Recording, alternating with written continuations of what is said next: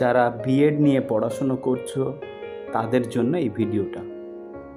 b.ed first সেমিস্টারে কিভাবে খাতা লিখতে হবে তারই একটা রূপরেখা নিয়ে আলোচনা করা হবে। b.ed ফার্স্ট সেমিস্টারে মোট প্র্যাকটিকামের জন্য খাতা লিখতে হয় 5খানা। আমি পরপর ভিডিওতে এইগুলো নিয়ে ডিসকাশন করছি। আজ হলো course 2 1.1.2 contemporary India and education. এর মধ্যে এর ফুল মার্কস হলো 25। Engagement with the field. এই প্র্যাকটিকামে মোট 4টি বিষয় আছে, তার মধ্যে একটা বিষয় নিয়ে তোমাদেরকে খাতা লিখতে হবে।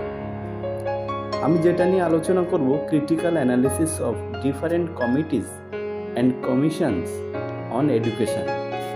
এইটা নিয়ে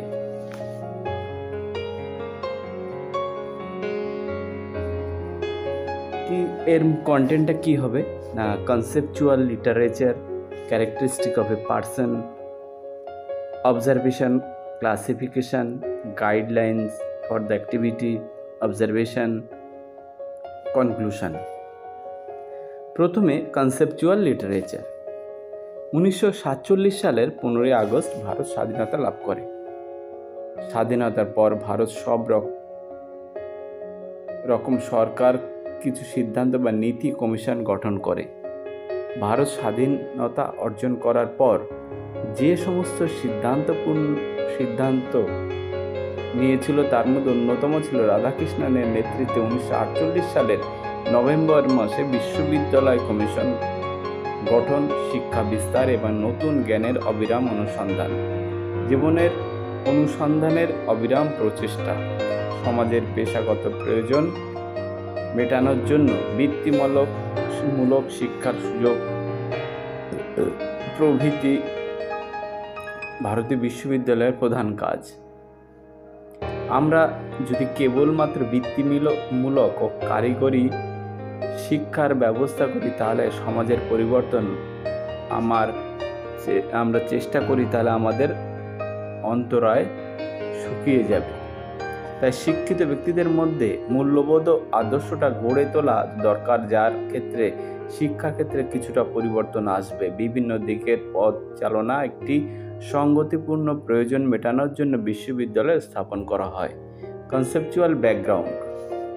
আমরা যেটা নিয়ে আলোচনা করছি এর পিডিএফটা তোমরা সকলে ডেসক্রিপশন বক্সের লিঙ্ক থেকে পেয়ে যাবে। শিক্ষার জন্য একটি সার্বিক জাতীয় পরিকল্পনা রচনা করা হয়। শিক্ষার ক্ষেত্রে সার্বিক সমৃদ্ধি উন্নয়নের জন্য পরিকল্পনা রচনা করেন। শিক্ষাক্ষেত্রে সংস্কারমূলক নিদর্শন পরিচালনা করার জন্য ভারতীয় বিশ্ববিদ্যালয় কমিশন নিযুক্ত। এইভাবে তোমাদের লিখতে হবে। তারপর কি আছে, কম্পোজিশন। কম্পোজিশনের মধ্যে কীরকমভাবে লিখতে হবে না, স্বাধীনতার পরবর্তীকালে সরকার সিদ্ধান্তগুলির মধ্যে অন্যতম ছিল ডাক্তার এস রাধাকৃষ্ণনের নেতৃত্বে 1948 সালের নভেম্বর মাসে ভারতীয় বিশ্ববিদ্যালয় গঠন করা হয়। এইভাবে চলতে থাকবে। নেক্সট হবে কি, এইমস অ্যান্ড অবজেক্টিভস। তার মধ্যে কী ধরনের লিখতে হবে সেগুলো আমরা পরপর আলোচনা করেছি। এইভাবেই তোমরা খাতা লিখবে, কিংবা তোমরা নিজেরাও একটু অন্যরকমভাবে চিন্তা করেও লিখতে পারো। জাস্ট এটা একটা গাইডলাইন।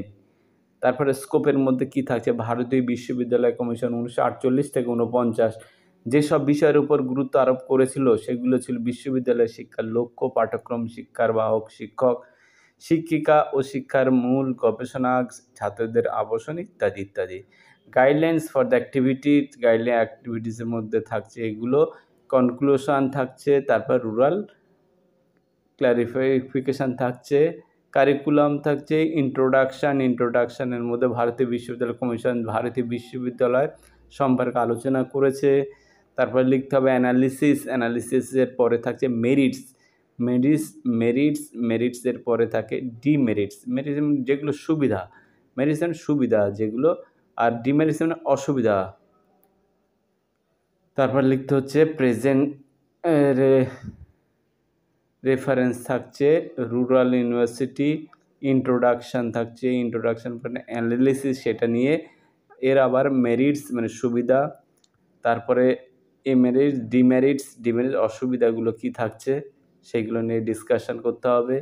প্রেজেন্ট সিচুয়েশানটা লিখতে হচ্ছে, রিপোর্টিং লিখতে হচ্ছে। নেক্সট তোমাদের লাস্টে কনক্লুডিং সমস্ত বিষয়গুলো আলোচনা করে বলা যায় যে ভারতীয় বিশ্ববিদ্যালয় কমিশন বিশ্ববিদ্যালয়গুলির সার্বিক উন্নয়নের জন্য যে পদক্ষেপ নিয়েছে তা যথেষ্ট প্রাসঙ্গত বলে মনে হয়। একথা সত্য যে স্থান ও কালের বিচার রাধাকৃষ্ণ কমিশন ভারতীয় শিক্ষাকে বিশ্লেষণ ও রূপান্তর